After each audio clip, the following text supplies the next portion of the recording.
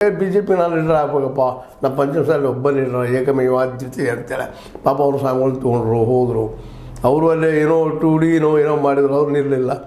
ಏನೋ ಮಾಡಿಸಿ ಅದು ಸಾಧನೆ ರೀ ಅಂತ ಹೇಳ್ಕೊಂತಾರೆ ಹೇಳಿದ್ರು. ಏನೂ ಮಾಡ್ಸೋಕ್ಕಾಗಲಿಲ್ಲ. ಯಾಕಂದ್ರೆ ಅಲ್ಲೇ ಯತ್ನಾಳರು ಏನು ಹೇಳ್ತಾರೆ ಅದಕ್ಕೆ ವಿರೋಧವಾಗಿ ನಿರಾಣಿ ಅವರು ತಮ್ಮ ರಾಜಕೀಯ ಮಾಡ್ತಾರೆ. ನಿರಾಣಿ ಅವ್ರು ಏನು ಹೇಳ್ತಾರೆ ಇದಕ್ಕೆ ಮತ್ತೆ ವಿರೋಧ ಮಾಡ್ತಾರೆ.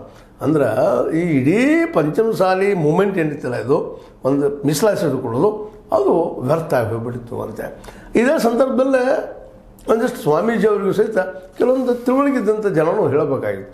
ಮೀಸಲಾತಿ ಒಂದರಿಂದನೇ ನಾವೆಲ್ಲ ಸಮಸ್ಯೆ ಪರಿಹಾರ ಆಗೋದಿಲ್ಲ ರೀ, ಪಂಚಮಸಾಲಿ ಮಕ್ಕಳೆಲ್ಲ ಉದ್ಯೋಗ ಸಿಗೋದಿಲ್ಲ ಅನ್ನುವಂಥ ವಿಚಾರವನ್ನು ಮನಗಾಣಿಸ್ಬೇಕಾಗಿತ್ತು ನಾವೆಲ್ಲ ತಿಳುವಳಿಕಿದ್ದಂಥವು. ಯಾಕಂದ್ರೆ ಮೀಸಲಾತಿ ಬೇಕಿಲ್ಲ ಅಂತಲ್ಲ, ಅದು ಎಷ್ಟು ಹೆಲ್ಪ್ ಆಗ್ತದೆ ಅದು ಅನ್ನೋದನ್ನು ಸಹಿತ ನಾವು ಗಮನಿಸ್ಬೇಕಾಗಿದೆ. ಏನೋ ಸರ್ಕಾರಿ ನೌಕರಿಗಳು ಇತ್ತೀಚಿನ ಸರ್ಕಾರಿ ನೌಕರಿಗಳು ಕಡಿಮೆ ಆಗ್ತಾ ಇದ್ದಾವೆ. ಇದು ನಮ್ಮ ಮೋದಿಜಿಯವರು 2 ಕೋಟಿ ಉದ್ಯೋಗ ಕೊಡ್ತೀನಿ ಅಂತ ಹೇಳಿದ್ರು ವರ್ಷಕ್ಕೆ. ಕೊಟ್ಟಿದ್ದು ಎಲ್ಲರೂ ಸಿಗ್ತಿತ್ತು ಏನೋ, ಎಲ್ಲರೂ ಉದ್ಯೋಗ ಸಿಗ್ತಿತ್ತು, ಈ ಪ್ರಶ್ನೆನೇ ಇಲ್ಲ.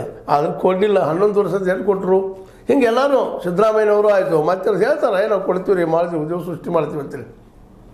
ಪ್ರೈವೇಟ್ದವರು ಕಂಪ್ನಿ ತೊಗೊಂಬಂದವರು ಅವ್ರು ತಮ್ಮ ಲಾಭ ನೋಡ್ತಾರೆ ರೀ. ಅವ್ರು ಯಾಕೆ ಎಲ್ಲರೂ ಉದ್ಯೋಗ ಕೊಡೋದು ಹೋಗ್ತಾರೆ, ನಮ್ಮ ಲಾಭ ಆಗ್ತಾರೆ ಮಾಡ್ತಾರೆ. ಮತ್ತು ನಮ್ಮಲ್ಲಿ ಏನೈತಪ್ಪ ಅಂದ್ರೆ ಒಂದು ಪ್ರವೃತ್ತಿ, ನಮ್ಮ ದುಡಿಯೋ ವರ್ಗದಲ್ಲಿ ಪ್ರವೃತ್ತಿ ಕಾರ್ಮಿಕರಲ್ಲಿ 7 ತಾಸು ಅಂತ ಡ್ಯೂಟಿ ಇದ್ದಾಗ ಒಂದು ಅರ್ಧ ಹೆಚ್ಚು ದುಡಿಬೇಕಪ್ಪ, ಮಾಡಬೇಕು, ಬೆಳೆಸಬೇಕು ಅಂತ ಅವರಲ್ಲೂ ಇಲ್ಲ.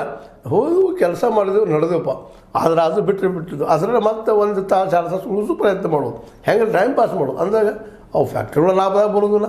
ಅಷ್ಟು ಕಷ್ಟ ಹಾಕಿರ್ತಾರೆ, ದೊಡ್ಡ ಬಂಡವಾಳ ಇರೋದಿಲ್ಲ. ಹಾಕಿದಾಗ ಸಾಲ ಮೈ ಮೇಲೆ ಬಂದಾಗ ಫ್ಯಾಕ್ಟ್ರಿ ಬಂದು ಹೋಗಿಬಿಡ್ತಾರೆ ಪ್ರೈವೇಟ್ದವರು. ಆ ಸಂದರ್ಭದಲ್ಲೇ ಬ್ಯಾಂಕರ್ಸ್ ಅವ್ರು ಹಿಡ್ಕೊಂಡು ಏನೋ ಅವು ವ್ಯವಹಾರ ಮಾಡಿ ತಮ್ಮ ರೊಕ್ಕ ತಗೊಂಡು ಜಿಗಿದು ಹೋಗ್ತಾರೆ. ಪೆಟ್ಟು ಉಳಿದ ಯಾರಿಗೆ ದುಡಿಯೋ ವರ್ಗಕ್ಕೆ ಅವ್ರಿಗೆ ಉದ್ಯೋಗ ಖಾಲಿ ಇಲ್ಲ, ನಿರುದ್ಯೋಗ ಶುರು ಆಗಿಬಿಡ್ತು, ಬಡತನ ಶುರು ಆಗಿಬಿಡ್ತು, ಕೊಳ್ಳೋ ಶಕ್ತಿ ಇಲ್ಲ, ಮಾರ್ಕೆಟ್ ರೇಟ್ ನೋಡಿ ಸಿಕ್ಕಾಪಟ್ಟೆ.